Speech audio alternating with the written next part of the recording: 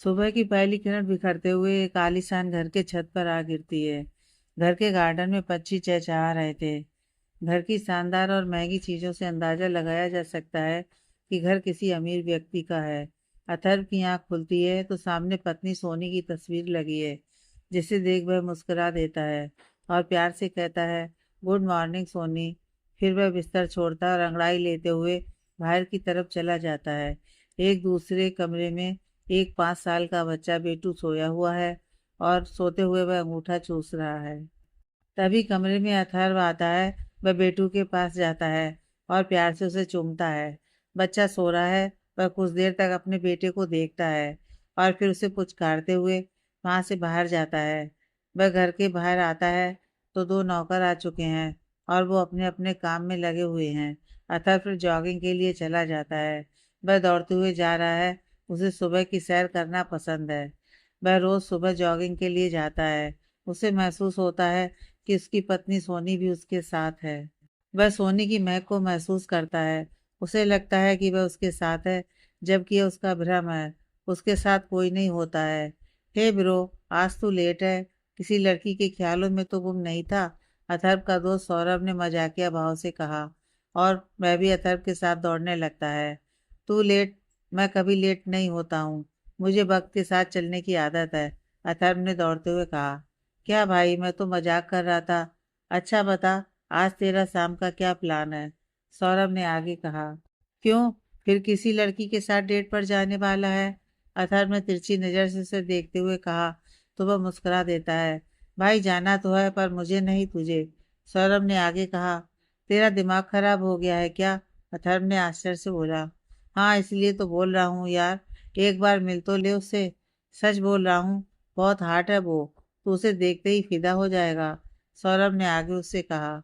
मेरे पास फालतू का टाइम नहीं है, तू ही चला जा और मेरा पीछा छोड़, अथर्व ने एक जगह पर रुकते हुए कहा। और फिर वह कसरत करने लगता है। यार एक बात बता, तेरी प्रॉब्लम क्या है? अभी तेरी उम्र साधु बनने की नहीं है। थोड़ा जिंदगी के मजे ले, ऐश कर।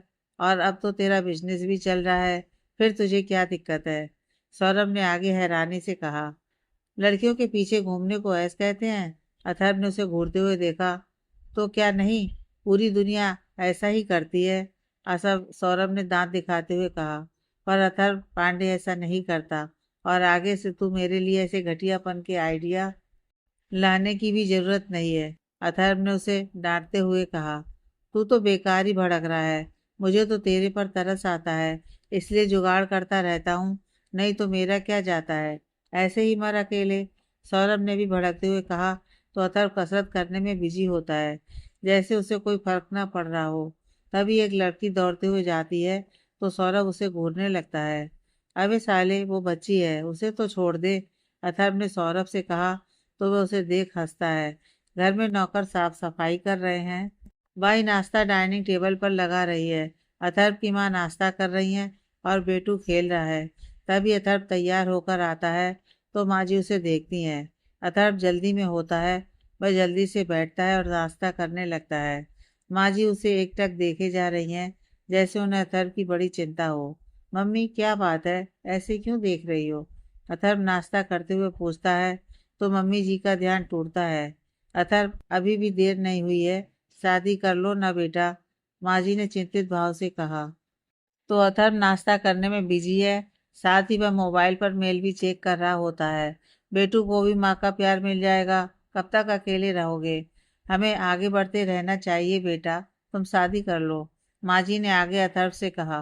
मम्मी, मम्मी आप क्यों परेशान होती हैं? मैं हूं ना आपके साथ। क्या मैं आपकी और बेटू की देखभाल में कोई कसर छोड़ता हूँ, या मैं आपकी ज़रूरतों को पूरा नहीं कर पा रहा हूँ? अथर्व ने मम्मी को देखते हुए कहा।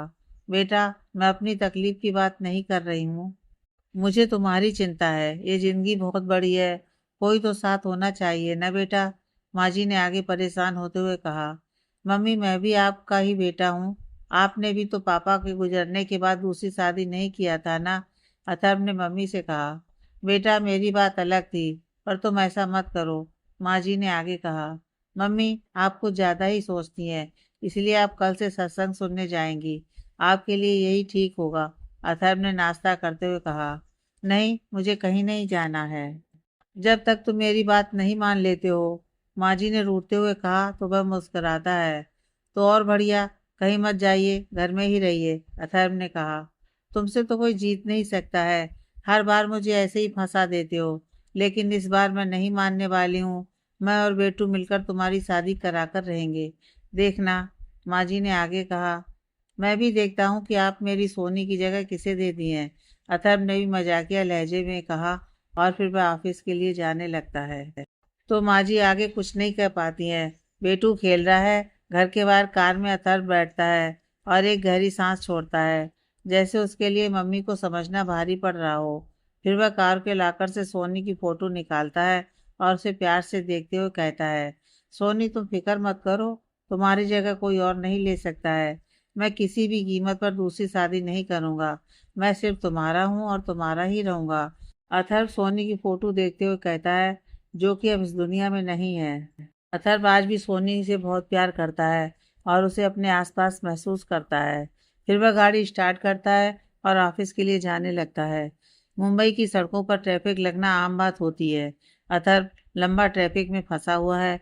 उसी की कार के बगल में एक चुलबुली सी लड़की माही स्कूटी लिए खड़ी है, जो फोन पर किसी से हंस हंस कर बात कर रही है, जैसे उसे ट्रैफिक लगने से कोई फर्क ना पड़ रहा हो। जबकि अथर्व को गुस्सा आ रहा है कि ट्रैफिक खुल नहीं रहा है। तभी अथर्व की नज़र कार के आईने पर पड़ती है, जिस पर माही किसी से हंस हंस कर बात कर रही थी। अथर्व उसे देखने लगता है और कार का शीशा उतार देता है। तभी माही भी उसे देख लेती है कि अथर्व उसे कार के आईने में देख रहा है। पहले तो वह इतराती है, उसे अच्छा लगता है। लेकिन जब वह देखती है कि अथर्व उसे ही देख रहा है, तो उसे अजीब लगता है और वह अथर्व के कार के नज़दीक जाती है। देखो, मैं जानती हूँ कि मैं कुछ ज़्यादा ही सुंदर हूँ, लेकिन इसका मतलब यह नहीं कि तुम मुझे घूरते ही रहो। माही ने अथर्व से कहा तो वह कुछ समझ नहीं पाता है और उसे देखता ही रहता है। अरे तुम तो बड़ी बेशर्म हो, कहने के बाद भी घूरे जा रहे हो। इतनी बड़ी गाड़ी में बैठे हो और एक लड़की को ताड़ रहे हो। माही ने आगे आश्चर्य से कहा, यह तुम्हारी गलत फहमी है कि मैं तुम्हें देख रहा हूँ। और किसने कहा कि तुम सुंदर हो? तुमसे अच्छी तो मेरी ऑफिस की सफाई करने वाली बाई है। यकीन हो तो मेरे ऑफिस में आकर देख लेना, अथर्व ने भड़कते हुए कहा। तो माही भी भड़क जाती है। तुम्हारी इतनी हिम्मत कि तुम मेरी बेइज्जती करो? तुम जानते नहीं हो कि मैं कौन हूँ? अभी के अभी तुम्हें उठवा सकती हूँ, गोलियां चल जाएंगी। बड़ी सी गाड़ी में बैठे हो तो इसका मतलब यह नहीं कि मेरे बारे में कुछ भी बोलोगे, माही ने भी भड़कते हुए कहा। मैं रोज इसी रास्ते से आता हूँ, जिसे बुलाना होगा तो बुला लेना। मैं किसी के बाप से नहीं डरता हूँ। और एक बात, तुम सुंदर तो नहीं हो। मैं तो आईने पर यह देख रहा था कि पीछे ट्रैफिक कितना लगा है, अथर्व ने उससे कहा। तभी ट्रैफिक सिग्नल खुल जाता है और अथर्व अपनी कार आगे बढ़ा लेता है। आ तुझे कल बताती हूँ। खुद को हीरो समझता है, तेरी सारी अकड़ निकालती हूँ। मुझे कहता है कि मैं सुंदर नहीं हूँ, जैसे खुद को रणबीर कपूर समझता हो। जानता नहीं कि मैं कौन हूँ। मैं, माही बड़बड़ाते हुए कहती है। तो पीछे दूसरी गाड़ी वाले हॉर्न बजाते हैं, तो वह हड़बड़ाते हुए स्कूटी आगे बढ़ा लेती है। ऑफिस में एम्प्लॉय काम कर रहे हैं। अथर्व अपने कैबिन में बैठा मेल चेक कर रहा है। उसका दिमाग कुछ ठीक नहीं होता है, वह गुस्से में दिख रहा है। तभी डोर खोलते हुए एचआर आती है। सर, इंटरव्यू लेना है, आप फ्री हैं तो इंटरव्यू के लिए भेजूं? एचआर पूछती है। तो अथर्व उसे इशारे से कहता है कि अंदर लेकर आओ। फिर एचआर उल्टे पैर लौट जाती है।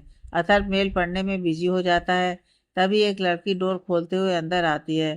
तो अथर्व कंप्यूटर स्क्रीन से नज़र हटाते हुए उस लड़की को देखता है। तो सामने वही लड़की माही होती है, जिससे वह सुबह झगड़ कर आया था। माही भी चौंक पड़ती है। तो तुम हो? अथर्व उसे घूरते हुए कहता है। तो ये मेरा इंटरव्यू लेने वाला है? माही निकल ले, नहीं तो बहुत बेइज्जती करेगा। जवाब तो देगा नहीं, बेकार में जलील करेगा। माही सकचाते हुए मन ही मन सोच रही है। क्या सोच रही हो? कि मैं खड़ूस हूँ, घमंडी हूँ और यहाँ कैसे आ गया? तो ये मेरा ही ऑफिस है, अथर्व ने आगे माही से कहा। सॉरी सर, जो आज सुबह हुआ मुझे नहीं पता था कि आप ही मेरा इंटरव्यू लेने वाले हैं। वो तो अनजाने में हुआ था, माही ने सकचाते हुए कहा। इस वक्त तुम इंटरव्यू देने आई हो तो उसी के बारे में बात करो, अथर्व उसे टोकते हुए कहता है। जी सॉरी सर, माही ने सकचाते हुए कहा। बैठो और अपने बारे में बताओ, अथर्व ने आगे कहा। तो वह सकचाते हुए बैठ जाती है। तुमने पहले जॉब किया है? अथर्व आगे पूछता है। नहीं सर, ये मेरी पहली जॉब है, माही ने जवाब दिया। तो अब तक जॉब क्यों नहीं किया? अथर्व ने आगे पूछा। सर, आजकल आसानी से जॉब मिलती कहाँ है। बहुत जगह पर ट्राई किया था, लेकिन जॉब नहीं मिली, माही ने जवाब में कहा। और मिलेगी भी नहीं, अथर्व ने भुनकते हुए कहा। सर, तो माही उसे हैरानी से देखती है। हालांकि उसे मन ही मन गुस्सा बहुत आ रहा होता है। जिस तरह से तुम्हारा ट्रीटमेंट है, उस हिसाब से तो जॉब मिलना असंभव है। अथर्व ने आगे उससे कहा। तो वह कुछ कह नहीं पाती है। तो तुम जा सकती हो। मुझे एक ऐसा एम्प्लॉय चाहिए जो काम के प्रति लॉयल हो और टास्क को पूरा कर सके, अथर्व ने आगे कहा। तो माही समझ जाती है कि अब उसे इस जगह पर जॉब नहीं मिलेगी, इसलिए वह गहरी सांस छोड़ती है और खुद को रिलैक्स करती है। सॉरी सर, मुझे कहना तो नहीं चाहिए, लेकिन अब आप मुझे जाने के लिए कह रहे हैं तो मैं कह ही देती हूँ कि आपने कैसे डिसाइड कर लिया कि मैं काम के प्रति लॉयल नहीं रहूंगी या काम नहीं कर सकती हूँ? माही ने अथर्व से नजरें मिलाते हुए कहा। तो वह उसे ध्यान से देख रहा है। माही गुस्से में है।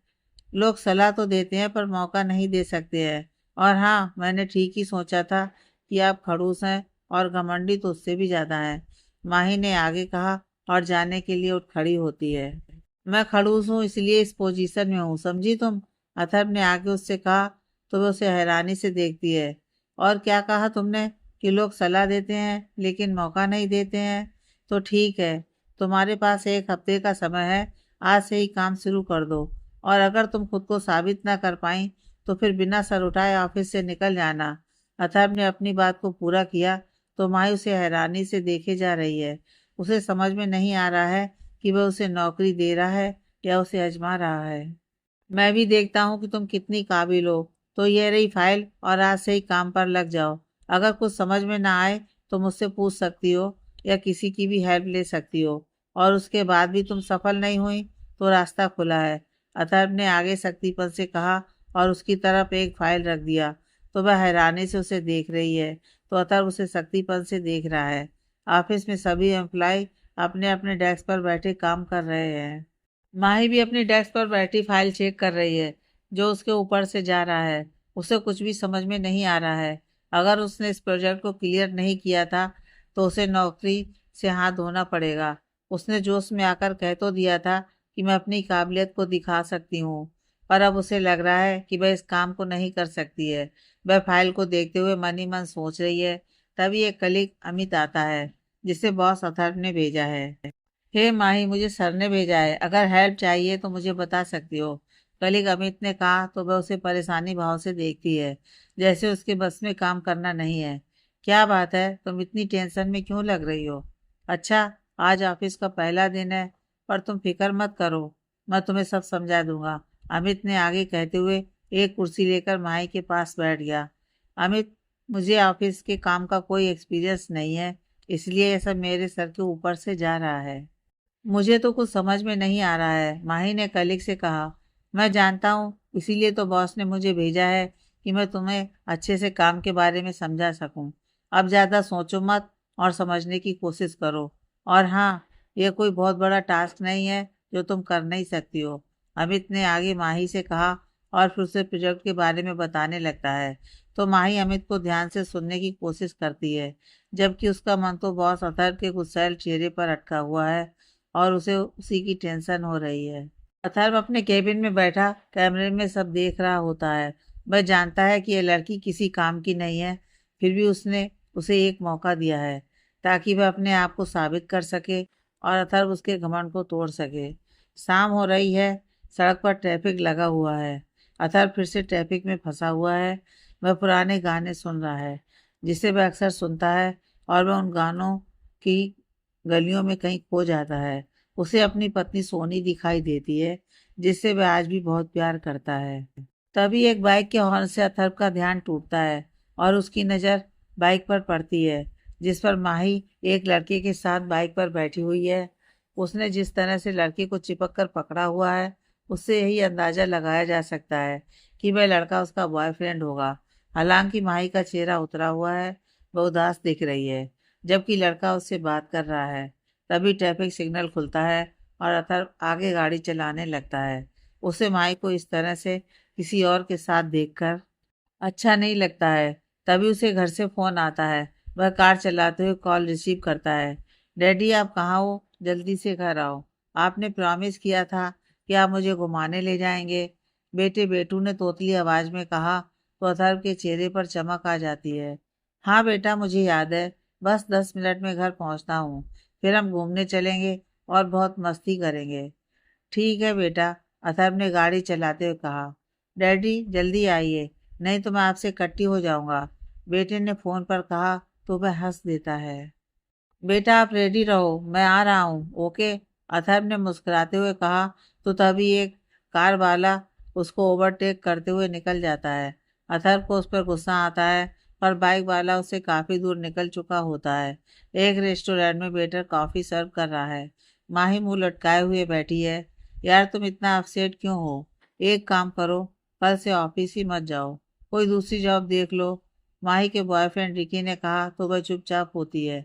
अब ये तो कोई बात नहीं हुई कि कुछ बोलो भी ना और छोड़ो उसे, मैं हूं ना।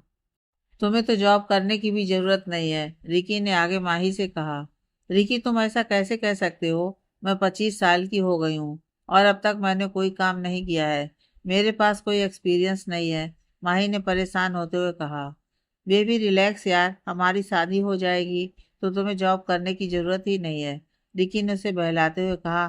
तो वह उसे हैरानी से देखती है। तुम क्या चाहते हो कि मैं अपनी सारी जिंदगी तुम पर डिपेंड रहूं? माही ने उससे पूछा। मेरा मतलब वो नहीं था माही, मैं तो बस तुम्हें सिक्योरिटी दे रहा हूँ, रिकी ने जवाब में कहा और फिर वह कॉफी पीने लगता है। और कल को तुम मुझे छोड़कर चले गए तो तब मेरा क्या होगा, सोचा है कभी इस बारे में? माही ने उससे नजर मिलाते हुए कहा। तो उसे अजीब लगता है। मैं तुमसे प्यार करता हूँ, मैं तुम्हें क्यों छोड़ूंगा? पागलों की तरह बातें मत करो, रिकी ने आश्चर्य भाव से कहा। उसने मुझे चैलेंज दिया है, मुझे उसे पूरा करना ही होगा, और अगर आज मैंने कुछ नहीं किया तो फिर कभी कुछ नहीं कर पाऊंगी, माही ने आगे सोचते हुए कहा। ठीक है बाबा, जो करना है कर लेना, पर अभी तुम मुस्कुरा दो, उसके बिना तुम बिल्कुल भी क्यूट नहीं दिखती हो, रिकी ने उसे बहलाते हुए कहा। तो वह मुस्कुरा देती है। सॉरी बेबी, मुझे तुम पर गुस्सा नहीं होना चाहिए था। सॉरी सोना, माही ने उसे पुचकारते हुए कहा। होता है बेबी, पर तुम दोबारा से कभी ऐसा मत कहना कि मैं तुम्हें छोड़ दूंगा। मैं तुम्हारे बिना एक पल भी नहीं रह सकता हूँ। I really love you, Ricky ने आगे उससे कहा। तो वह मुस्कुरा देती है। अच्छा, मैं तो रह सकती हूँ, माही ने मजाकिया लहजे में कहा। तो वह उसे हैरानी से देखता है। तो माही हंस देती है। तो रिकी भी हंसता है कि तुम सच में नौटंकी हो। रात हो चुकी है। अथर्व बेटे के साथ पार्क में होता है, जहाँ बेटू अपने हम उम्र के बच्चों के साथ खेल रहा होता है और अथर्व उसे बेंच पर बैठा देख रहा है। बेटू खेल रहा है, अथर्व अपने काम में बिजी होता है, इसलिए बेटे को टाइम नहीं देता है। पर आज उसने बेटू से वादा किया था कि वह उसे उसके दोस्तों के पास लेकर जाएगा, और बेटू अपने दोस्तों को पाकर बहुत खुश होता है। बेटा को खुश देखकर अथर्व को भी अच्छा लगता है। वह उसे प्यार से देख रहा है। तभी बेटू खेलते हुए पुकारता है, डैडी डैडी। तो अथर्व को अच्छा लगता है। वह बेटे को खेलने के लिए कहता है। अगले दिन ऑफिस में बॉस अथर्व आता है। तो सभी एम्प्लॉय बॉस को देखकर सतर्क हो जाते हैं और काम करने लगते हैं, जबकि माई अपनी डेस्क पर फोन पर बॉयफ्रेंड रिकी से बात कर रही है। तभी वह देखती है कि अथर्व उसके सामने खड़ा है। तो वह हड़बड़ा जाती है और कॉल कट कर देती है। अथर्व उसे कुछ कहता नहीं और आगे बढ़ जाता है। तो माही की जान में जान आती है, पर वह जानती है कि अथर्व उसे छोड़ने वाला नहीं है, वह उससे बदला जरूर लेगा। फिर फाइल देखती है और मन ही मन कहती है कि मुझे अपने आप को साबित करना ही होगा, मुझे काम सीखना है, नहीं तो वह मुझे ऑफिस से निकाल देगा। फिर वह अपना फोकस काम पर लगाती है। उसे किसी भी कीमत पर अथर्व को दिखाना है कि उसमें काबिलियत है, वह किसी से कम नहीं है। तभी प्यून आता है। मैम, आपको सर बुला रहे हैं, प्यून ने माही से कहा। तो उसका दिल धक कर जाता है। उसे अंदर से डर भी लगता है कि वह जरूर उसे जलील करने के लिए बुला रहा होगा। माही को टेंशन होने लगती है। फिर वह बॉस के केबिन की तरफ आने लगती है। अथर्व अकाउंट चेक करने में बिजी है। तभी डोर को नॉक करते हुए माही आती है। अंदर आओ, बैठो, अथर्व ने कहा। तो वह डरी हुई सचाई हुई आती है और चेयर पर बैठती है। अथर्व बिजी होता है, वह उसे चोरी वाली नजरों से देख रही है। माही मन ही मन कहती है कि शकल से कितना हैंडसम है, पर क्या फ़ायदा जब ईगो है इसे। तो प्रोजेक्ट समझ में आया? अगर नहीं आया है तो मुझसे पूछ सकती हो। मैं नहीं चाहता कि तुम्हें काम करने में कोई दिक्कत आए। अथर्व ने फाइल चेक करते हुए माही से कहा तो वह थोड़ा हड़बड़ा सी जाती है। सर, थोड़ा बहुत समझ में तो आया है। अमित जी ने कहा है कि वो मेरी हेल्प कर देंगे। माही ने डरते हुए जवाब दिया। देखो, जो काम होता है उसमें सबसे ज़्यादा टाइम का इम्पॉर्टेंट रोल होता है। अगर हम किसी काम को समय पर पूरा नहीं कर पाते हैं तो फिर हमारे हार्ड वर्क का कोई मतलब नहीं रह जाता है। अथर्व ने आगे माही से कहा। जी सर, वो तो है। माही ने सहमति जताई। मैं तुम्हारे पर्सनल लाइफ के बारे में कुछ कहना नहीं चाहता हूँ, लेकिन जब तक तुम ऑफिस में हो तो अपनी पर्सनल लाइफ को काम से दूर रखो। ये ऑफिस के लिए भी ठीक रहेगा और तुम्हारे लिए भी। अथर्व ने आगे माही से कहा। तो वह समझ जाती है कि वह उसे सुना रहा है, और वैसे भी तुम्हारे पास तो वक्त भी बहुत कम है। सिर्फ 6 दिन ही तो बचे हैं। काम पर फोकस करो। टाइम पास के लिए तो और भी समय मिलता होगा। अथर्व ने आगे तक मारते हुए कहा। तो माही को बुरा लगता है, पर वह चुपचाप होती है। तो समय की बर्बादी ना करते हुए इस प्रोजेक्ट पर फोकस करो, और अगर हमें यह प्रोजेक्ट मिल जाता है तो तुम्हारी जॉब भी पक्की होगी, और प्रोजेक्ट नहीं मिलता है तो तुम रिजल्ट जानती ही हो। अथर्व ने आगे माही से कहा। तो वह सकचाते हुए हाँ में सिर हिला देती है, जबकि वह मन ही मन कह रही होती है कि इतना खड़ूस तो हिटलर भी नहीं होगा। भला इस दुनिया में एक दिन में कौन किसी को ऐसा चैलेंज देता होगा कि मुझे प्रोजेक्ट को फाइल करना ही है। सिट, मेरी तो किस्मत ही फूटी है जो मैं इसके चक्कर में फंस गई हूँ। ठीक है, अब तुम जा सकती हो और काम पर जाओ, अथर्व ने कहा, और फिर वह लैपटॉप देखने लगता है। तो माही सकचाते हुए जाने लगती है, और वह मन ही मन बड़बड़ा रही है कि भाषण देने की भी पीएचडी कर रखा है। ऐसे समझा रहा है जैसे मैं कोई बच्ची हूँ। मुझे तो टाइम की वैल्यू ही ना पता हो। रात हो जाती है। अथर्व के घर में माँ जी बेटू को सुला रही हैं। बेटू की आंखें मूंद रही हैं। तभी अथर्व कमरे में आता है तो माँ जी उसे देखती हैं। बेटू सो गया है। ये तो कमाल ही हो गया, आज मेरे बिना ही सो गया है मेरा बच्चा, अथर्व ने कहते हुए बेड पर बैठ गया, और फिर वह बेटे को प्यार से पुचकारता है। बेटा, कल हम लड़की देखने जा रहे हैं, तुमको भी साथ में चलना है। माँ जी ने आगे सकचाते हुए कहा। तो अथर्व को ठीक नहीं लगता है। मम्मी, ये क्या है? आप जानती हैं, फिर भी क्यों जिद कर रही हैं? मैं मैनेज कर रहा हूँ ना, तो फिर आप शादी के पीछे क्यों पड़ी हैं? अथर्व ने थोड़ा बिगड़ते हुए कहा। क्योंकि अब मेरी जिंदगी कितने दिन की बची है। कोई तो होना चाहिए ना घर को संभालने के लिए। माँ जी ने अथर्व की नजरें मिलाते हुए कहा। तो वह बेटू के गाल पर उंगलियां फेरता है। बेटा, हम सब जानते हैं कि तुम अंदर से कितने अकेले हो, लेकिन तुम दिखाना नहीं चाहते हो, माँ जी ने आगे कहा। तो अथर्व कोई जवाब नहीं देता है। वह बेटू को प्यार करने में बिजी होता है। ठीक है, तुम्हें जो करना है करो। माँ हूं ना, इसलिए तुम्हारी फिक्र रहती है। जो मन में आए वो करो। अब से मैं कुछ नहीं कहूंगी, माँ जी आगे कहते हुए जाने लगती हैं। उन्हें बेटे की चिंता होती है। अथर मम्मी की पीड़ा को समझता है, पर वह किसी से शादी नहीं करना चाहता है। उसे आज भी सोनी अपने आसपास महसूस होती है, जैसे वह उसे देख रही हो। अथर बेटू को बाजू पर लिटाता है और सामने पत्नी की फोटो को देखकर सोचने लगता है कि मैं सोनी क्या करूं। मम्मी भी अपनी जगह सही हैं। उन्हें मेरी और बेटू की फिक्र है, पर मैं सिर्फ तुमसे प्यार करता हूँ और तुम्हारी जगह किसी और को नहीं दे सकता हूँ। तुम मुझे छोड़कर क्यों चली गई हो? मुझे अकेला कर गई हो तुम। अथर्व सोनी की तस्वीर को देखते हुए मन ही मन कह रहा है। उसे सोनी के साथ बिताए कुछ पल याद आते हैं। जब सोनी उसकी जिंदगी में थी, वह कितना खुश था। वह उससे बहुत प्यार करती थी, पर आज वह अकेला पड़ चुका है और सोनी इस दुनिया से जा चुकी है। अगले दिन ऑफिस के बाहर एक गाड़ी आकर रुकती है। एम्प्लाई अपने अपने डेस्क पर काम कर रहे हैं, मगर माही मजे से नाश्ता करने में लगी हुई है, जैसे वह ऑफिस न होकर घर में हो। तभी अथर्व आता है और उसे नाश्ता करता देख लेता है। तो माही उसे देखकर घबरा जाती है। अथर्व उसे गुस्से से देख रहा है। ऑफिस में सन्नाटा पसरा हुआ है। सभी एम्प्लाई की नज़र बॉस और माही पर टिकी हुई है। ये कौन सा तरीका है? ये ऑफिस है, तुम्हारा घर या रेस्टोरेंट नहीं है जो तुम ऑफिस के टाइम पर नाश्ता कर रही हो। अगर तुम्हें काम नहीं करना है तो अभी जा सकती हो। तुम जैसों के लिए इस ऑफिस में कोई जगह नहीं है, अथर्व ने चिल्लाते हुए कहा। तो माही कब जाती है। उसे बहुत बुरा महसूस होता है। तुमने कहा था ना कि कोई मौका नहीं देता है। शायद इसलिए नहीं देता है कि तुम जैसे बेकार लोग उस मौके का दुरुपयोग करते हैं। जब काम नहीं करना है तो मुंह उठाकर नौकरी मांगने क्यों चले आते हो? अथर्व आगे गुस्से से कहते हुए जाने लगता है तो सभी एम्प्लॉय खड़बड़ाते हुए काम करने लगते हैं।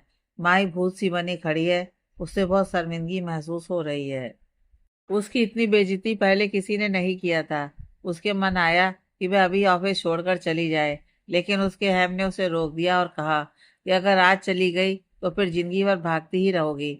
अगर इस बेइज्जती का बदला लेना ही है तो बॉस अथर्व को गलत साबित करके दिखाओ कि तुम बेकार नहीं हो, बल्कि उसके सोच से कहीं ज्यादा आगे हो। अगर भागना है तो जा सकती हो। माही तिलमिलाई हुई सीट पर बैठ गई, जबकि वह ईंट का जवाब पत्थर से देने वाली लड़की है। उसे बहुत गुस्सा आ रहा है और इसी गुस्से में नाश्ते का टिफिन डस्टबिन में डाल देती है। अथर्व अपने केबिन में खराब मूड में बैठा हुआ है। वह अभी भी गुस्से में होता है। उसका काम पे भी मन नहीं लग रहा होता है। उसने माई को भला बुरा तो कह दिया, लेकिन अब उसे अंदर से बहुत बुरा महसूस हो रहा है। लेकिन उसका हम इस बात को स्वीकार नहीं कर रहा है। वह जब भी ऑफिस में किसी को भी कुछ गलत करते पाता है तो वह अपने आप को रोक नहीं पाता है। वह अपना आपा खो देता है। उसने अपनी मेहनत के दम पर कंपनी को खड़ा किया है और इसलिए वह किसी को टाइम पास करता देखता है तो खुद को रोक नहीं पाता है। माई फिर दिन भर काम पर लगी रहती है। वह सीट से उठती तक नहीं है। वह दूसरे स्टाफ से काम के बारे में समझती है, प्रोजेक्ट की जानकारी लेती है। उसने ठान लिया है कि वह अपने आप को साबित करके रहेगी। वह पुराने डाटा चेक करती है और पूरा दिन काम ही करती रहती है। शाम हो रही है। ऑफिस के बाहर रिकी बाइक लिए माही का इंतजार कर रहा है। तभी माई थकी हुई आती है और बिना कुछ कहे बाइक पर बैठ जाती है। रिकी बाइक स्टार्ट करते हुए जाने लगता है। यार तुम इतना टेंशन लेकर क्यों काम कर रही हो? मैं तो कहता हूँ तुम ऑफिस छोड़ दो। रिकी बाइक चलाते हुए कहता है। ये तुम्हारे लिए कहना आसान है रिकी। उसने मुझे पूरे स्टाफ के सामने जलील किया है। अब मैं उसे दिखाऊंगी कि माही क्या चीज़ है। वह खुद को बहुत इंटेलिजेंट समझता है, तो मैं उसकी सारी इंटेलिजेंसी निकालूंगी। माही बिगड़ते हुए कहती है। माही तुम बेकार में परेशान हो रही हो। बॉस लोग ऐसे ही होते हैं। उनको एक्स्ट्रा घमंड का डोज दिया जाता है। तुम उससे उलझकर अपना टाइम वेस्ट मत करो। विकी आगे माही से कहता है। तो तुम चाहते हो कि मैं उसके पैरों पर गिर जाऊं? माही हैरानी से पूछती है। बेबी मेरा मतलब वो नहीं था। विकी कहता है। माना कि वह बॉस है तो क्या उसे अधिकार मिल गया कि वह किसी के भी कपड़े उतारे? तुम नहीं जानते हो कि उसने मेरा कितना इंसल्ट किया है। माही ने बड़बड़ाते हुए कहा तो रिकी बाइक चला रहा है। मैं उसे सबक सिखाकर रहूंगी। तब उस घमंडी इंसान को अपनी औकात पता चलेगी। माही ने गुस्से से कहा। अच्छा ठीक है बाबा, जो करना है वो कर लेना। अब तुम अपना मूड चेंज करो। मुझे दोस्तों के साथ कहीं और भी जाना है। रिकी आगे उससे कहता है। तो माही अपने गुस्से को शांत करने की कोशिश करती है। रिकी बाइक चला रहा है। वैसे कहाँ जाने वाले हो तुम, जो इतनी जल्दी में हो? माही ने आगे रिकी से पूछा। यार बताया तो था कि सैंडी की बर्थडे पार्टी है, उसी के लिए जाना है, रिकी ने जवाब में कहा। उसने मुझे नहीं बुलाया? माही आश्चर्य से पूछती है। यार हम दोस्तों के बीच तुम क्या करोगी, बैचलर पार्टी है, रिकी ने बाइक चलाते हुए कहा। तो माही जमाई लेते हुए कहती है कि मैं वैसे भी नहीं जाने वाली हूँ, तुम टेंशन मत लो। रात हो चुकी है। अथर्व के घर के बाहर लाइट जल रही है। माँ जी मुंह लटकाए हुए बैठी है। बेटू भी उनके साथ बैठा हुआ है। सारे नौकर चाकर भी अम्मा के सामने खड़े हैं। तभी अथर्व आता है। मम्मी, मम्मी ये मैं क्या सुन रहा हूँ कि आपने आज दवाई नहीं लिया है और खाना भी नहीं खाया है? अथर्व माँ जी से पूछता है तो वह उसकी तरफ से मुंह फेर लेती हैं। बेटू भी माँ जी की नकल उतार रहा है। अथर्व को कुछ समझ में नहीं आता है कि माँ उससे मुंह क्यों फेर रही हैं। मम्मी इस उम्र में बचकानी हरकत नहीं करते हैं, चलिए खाना खाइए और दवाई लीजिए, अथर्व ने आगे माँ जी से कहा। मुझे न दवाई खानी है और ना ही खाना खाना है, माँ जी ने मुंह बिचकाते हुए कहा। मम्मी आप ऐसा क्यों कर रहे हो, क्या बात है? अथर्व हैरानी से पूछता है। जब सबको अपनी मर्जी की ही करनी है तो मैं भी अपने मन का क्यों ना करूं? तुम जाओ और ये दिखावा मत करो कि जैसे तुम्हें मेरी बहुत फिक्र है, माँ जी ने बिगड़ते हुए कहा। तो आपने ठान ही लिया है कि अपने मन का कराकर ही रहेंगी? अथर्व ने हैरानी से कहा। डैडी दादी अकेली नहीं है, मैं भी खाना नहीं खाऊंगा, मुझे भी मम्मी चाहिए। आप शादी करो तभी दादी और मैं भी खाना खाऊंगा। बेटा बेटू बोल पड़ता है तो अथर्व समझ जाता है कि ये सब मम्मी की पिलाने गए, जिसमें उन्होंने बेटू को भी शामिल कर लिया है। तो आपने बेटू को भी अपनी नौटंकी टीम में शामिल कर लिया है। वाह, आपका तो जवाब नहीं है। अथर्व ने आगे माँ जी से कहा। बाबा, हम सभी भी अम्मा जी के साथ हैं। इस घर को एक मालकिन की बहुत जरूरत है। आप अम्मा जी की बात मान जाइए ना। नौकर भोला राम भी हाथ जोड़ते हुए बोल पड़ता है। तो अथर्व सभी को हैरानी से देखता है। माँ जी मुंह फुलाए हुए होती हैं। बेटू भी मुंह फुलाए हुए है। हे भगवान, अब तुम ही बताओ मैं क्या करूं। इन लोगों से बचकर कहाँ जाऊं। ये सब गलत है मम्मी, आप ऐसा नहीं कर सकते हैं। अथर्व ने परेशान होते हुए कहा। डैडी, आप मेरे लिए नई मम्मी ला दो और हमें कुछ नहीं चाहिए। बेटा बेटू, आगे तोतली आवाज में कहता है। तो अथर्व उसे हैरानी से देखता है, जबकि माँ जी दबी मुस्कान छोड़ रही हैं। ठीक है, आप लोगों को जो करना है करो। सोनी, तुम देख रही हो ना, ये लोग कैसे मुझे तुमसे दूर करने का प्लान बना रहे हैं। पर मैं तुम्हें अपने दिल से कभी दूर नहीं करूंगा। शादी तो सिर्फ मेरी होगी, ना कि मेरे दिल की। ये मेरा तुमसे वादा है सोनी। अथर्व आगे माँ जी को सुनाते हुए कहता है। तो फिर वहां से पैर पटकते हुए जाने लगता है। तो बेटू, अम्मा जी और नौकर सभी मिलकर एक साथ खुश होते हैं। अम्मा जी तो मारे खुशी के बेटू को गोद में उठा लेती हैं और कहती हैं कि हमारा नाटक सफल हुआ। अब हम अथर्व के लिए लड़की देखने जाएंगे। माँ जी ने उत्साहित होते हुए कहा। तो नौकर भी खुश हो रहे हैं। बार के बाहर कपल बाहों में बाहें डाले खड़े हुए हैं। बार के अंदर अथर्व मुंह लटकाए हुए बैठा है। तो दोस्त रोहन ड्रिंक कर रहा है। अरे वाह, मैं तो तेरे से बहुत खुश हूँ कि फाइनली तू शादी के लिए रेडी हुआ है। ये जाम तेरी शादी के नाम पर, रोहन कहता है और पीने लगता है। साले, यहाँ अपनी लगी हुई है और तू दिमाग खराब कर रहा है। अथर्व बिगड़ते हुए कहता है। आखिर तेरी समस्या क्या है। कब तक ऐसे ही अकेले जवानी बर्बाद करेगा। अभी तो मजे करने के दिन है, थोड़ा तो प्रैक्टिकली सोच। रोहन नशे की हालत में कहता है। तो उसे गुस्सा आता है। कमीने, तू जिस्म के पीछे भागता होगा। मेरे लिए तो आज भी सोनी मेरे दिल में है और मैं उसकी जगह किसी को नहीं दे सकता हूँ। पर तुम सब मेरे प्यार को क्या समझोगे। अथर्व उसे डपटते हुए कहता है। यार बस भी कर, तेरा ये ड्रामा मैं सुन सुनकर थक चुका हूँ। तेरी सोनी को मरे हुए सालों हो चुके हैं, रोहन ने कहा। तो अथर्व उसे गुस्से से देखता है। तो वह समझ जाता है कि उसके मुंह से गलत निकल गया है। सॉरी भाई, मैं तो ये कह रहा हूँ कि जो जा चुका है उसके लिए खुद को तकलीफ देना ठीक नहीं है। ये लाइफ है और हमें आगे बढ़ते रहना चाहिए। तो शादी कर ले, सारा टेंशन ही दूर। रोहन ने आगे बात को संभालते हुए कहा। मुझे ज्यादा ज्ञान मत दे, मैं कोई बच्चा नहीं हूँ जो मुझे समझ में नहीं आता है। अथर्व ने बिगड़ते हुए कहा। भाई, तुझे ज्ञान नहीं दे रहा हूँ, बल्कि तेरे लिए बोल रहा हूँ, ताकि तू अपनी लाइफ में खुश रह सके। बिना लाइफ पार्टनर के कोई लाइफ नहीं होती है, रोहन ने आगे उससे कहा। और फिर वह पीने लगता है। तो अथर्व खोया हुआ बैठा है। बार में तेज म्यूजिक बज रहा है। अगले दिन अथर्व ऑफिस के लिए निकलता है। तो बेटू दौड़ते हुए आता है। तो वह बेटू को गोद में उठाकर प्यार करने लगता है। तभी माँ जी पूजा की थाली लेकर आती हैं। फिर माँ जी अथर्व के माथे पर टीका लगाती हैं। तो अथर्व माँ जी से मुंह फुलाया हुआ होता है। माता रानी की कृपा से एक बहुत अच्छा रिश्ता आया है। बेटा, हम रविवार को लड़की देखने जाएंगे, इसलिए आज घर जल्दी आ जाना। हम सभी शॉपिंग करने जाएंगे, माँ जी ने बेटे से कहा। तो वह बेटू को गोद से उतार देता है। ये हम शॉपिंग करने जाएंगे, शॉपिंग करने जाएंगे, बेटू खुश होते हुए कह रहा है। तो माँ जी हंस देती हैं। अथर भी मुस्कुराता है। बेटा, अब गुस्सा थूक भी दो, हम तो तुम्हारे भलाई के लिए ही कर रहे हैं। माँ जी ने बेटे से कहा। आपको तो एक्टिंग की दुनिया में होना चाहिए, पता नहीं यहाँ क्यों अपना टैलेंट बर्बाद कर रही हैं। अथर्व ने तंज कसते हुए कहा और फिर माँ जी के पैर छूते हुए जाने लगता है। बेटा, तुम्हारे पापा भी यही कहते थे, पर मुझे तो उन्हीं के साथ एक्टिंग करने में मजा आता था, माँ जी ने उत्सुकता बस कहा और खुद ही हंस देती हैं। वह बहुत खुश होती हैं। और हो भी क्यों ना, बेटा शादी के लिए मान जो गया है। ऑफिस में प्यून स्टाफ को चाय कॉफी दे रहा है। तभी अतर ऑफिस पहुंचता है तो माही काम पर लगी हुई है। माही फोन पर क्लाइंट से बात कर रही है और प्रोडक्ट के बारे में समझा रही है। अथर्व उसे एक नज़र देखते हुए अपने केबिन में चला जाता है। माही काम पर फोकस कर रही है। उसे किसी भी कीमत पर अपने आप को साबित करना है, इसलिए वह सिर्फ काम पर ध्यान दे रही है। लंच टाइम में सभी एम्प्लॉय अपने अपने डेस्क पर लंच कर रहे हैं।